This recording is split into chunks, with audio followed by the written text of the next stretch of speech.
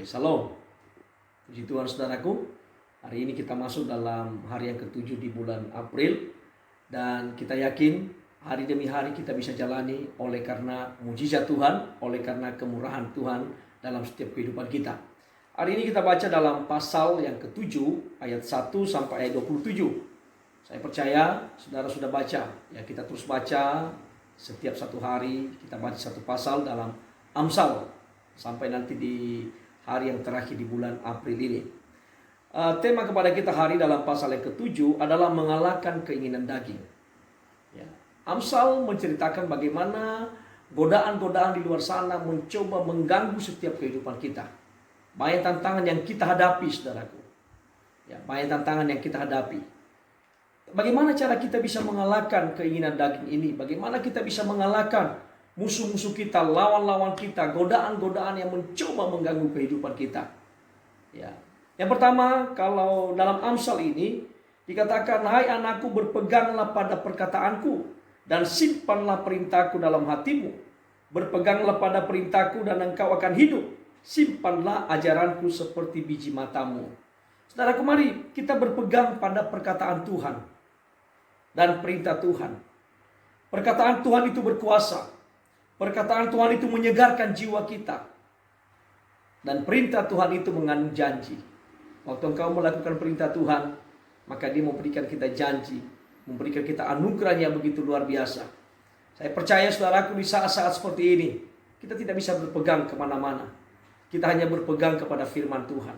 Firman Tuhan yang menjanjikan bahwa Dia menyertai kita, Dia melindungi kita, Dia melingkupi kita. Kepada siapakah kita takut? Kalau Tuhan ada bersama dengan kita, kita yakin saudaraku, kita pasti tampil sebagai pemenang. Segala kuasa-kuasa dunia ini kita bisa kalahkan, saudaraku. Berpegang pada perkataan dan perintah Tuhan. Yang kedua, di ayat yang keempat dikatakan, katakanlah kepada hikmat, engkaulah saudaraku, dan sebutkanlah pengertian itu sanakmu. Yang kedua, saudaraku, untuk mengalahkan keinginan daging, kita memiliki hikmat dan pengertian. Milikilah hikmat dan pengertian. Ya, saudaraku, di dalam berbagai hal, menghadapi berbagai masalah, berbagai keadaan di sekitar kita, kita perlu memiliki hikmat dan pengertian. Hikmat yang kita miliki bisa memberikan kita pengertian-pengertian mana yang baik dan mana yang tidak baik. Tuhanlah sumber hikmat itu. Semakin kita mendekatkan diri kepada Tuhan, semakin kita bersekutu dengan Tuhan, berserah kepada Tuhan, maka hikmat Tuhan akan memenuhi setiap kehidupan kita. Sehingga setiap langkah-langkah yang kita jalani, saudaraku, Dia buat berhasil.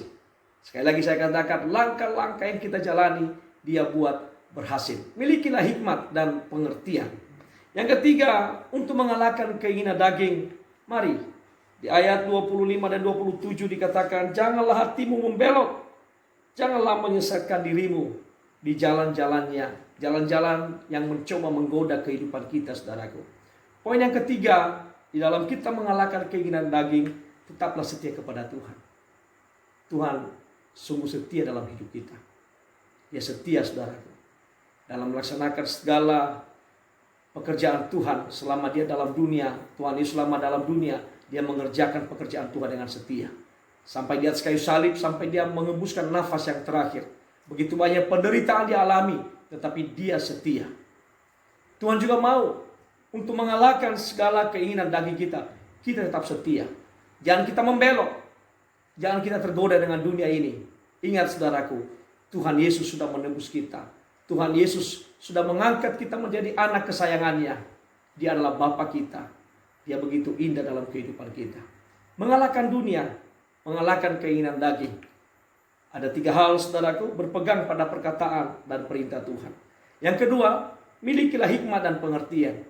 Dan yang ketiga, tetaplah setia kepada Tuhan. Setia. Saudaraku, keadaan-keadaan yang sedang kita alami saat ini, saya katakan, ini hanya sementara.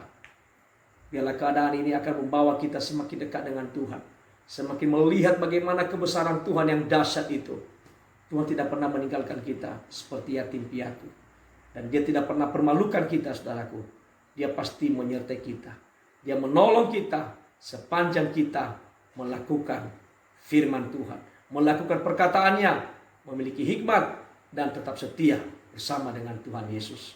Terima kasih saudaraku. Saya yakin hari-hari ini kita semakin kuat dalam Tuhan. Dan saudara tetap ada dalam perlindungan Tuhan. Shalom.